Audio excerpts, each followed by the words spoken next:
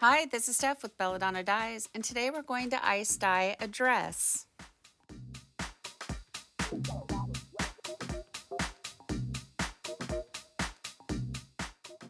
I started by turning the dress inside out, and then I decide where I want to start the center of my spiral. And for this one, I'm going to go off center, and I'm also going to start down at the bottom of the skirt. So I give the project a little pinch where I want to start, and then I'm using a modified fork for this. So all it is a cheap dollar store fork with 2 tines bent backwards out of the way. And then I'm using the microwave splatter guard that I got from Amazon, and I have a link for it listed down below in the description box, along with everything else that I use for tie-dye, so make sure you check that out. Then I give the fork a couple of twists, and then with my opposite hand, I create the spiral. And I will just go around and around making pleats with my opposite hand until I can't go any further with the microwave splatter guard. And I am sorry, as it's starting to record here, it's kind of out of the center of view. Sorry about that. But anyways, you just keep going around and around till you cannot go any further. And then you're going to gently wiggle out the fork. So you want to hold down the center of your spiral with one hand while you wiggle out the fork. And then you're going to end up securing it with rubber bands.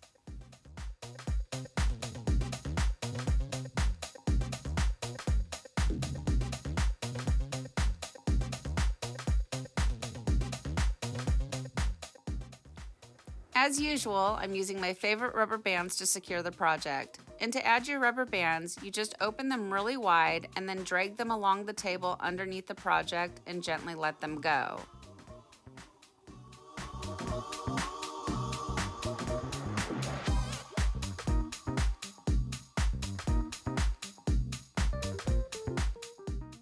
And I'm just going to finish up by working on my pleats and taking all of those loose tails and tucking them into the nearest rubber band.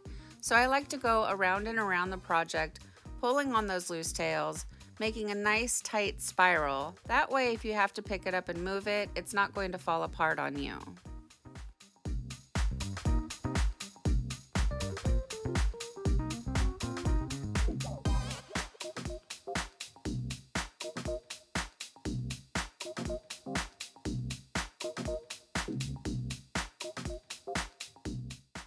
So this dress is dry, and there's absolutely no reason other than I just didn't get around to dyeing it. I tied this up well over a month ago, and I haven't dyed anything, you guys, in over a month. So, and also I dyed this weeks ago. So it's been a long time, and I'm getting back into it. I got this dress from Old Navy. They had a sale going on and they had some really cute styles, and I haven't been in an Old Navy in 20 years, and I had forgotten that most of their items are cotton. So if you guys want affordable blanks that are pretty cute style, go check out Old Navy. So now it's time for the fun part, and this is one of my new to me special order dyes that I got from Kathy Sprague, and I'm just going to do the single color in Hummus.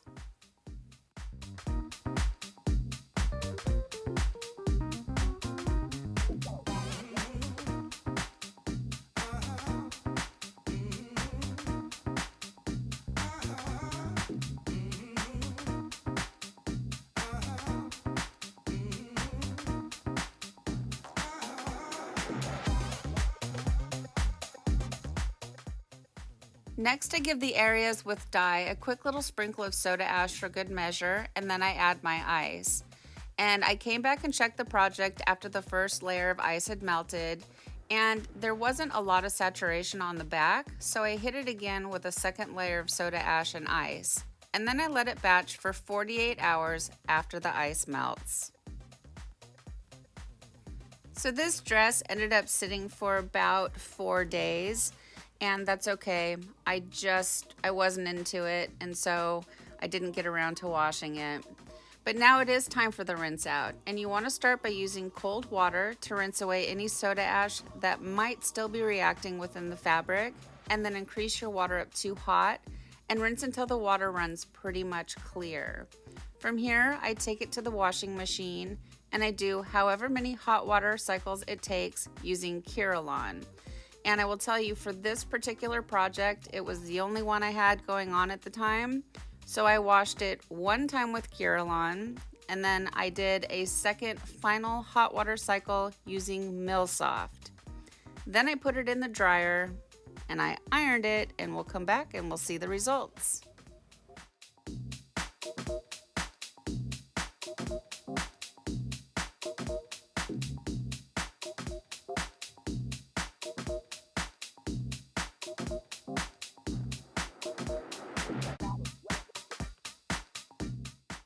Well, here it is, guys. Here's our ice-dyed dress after it's been washed and dried.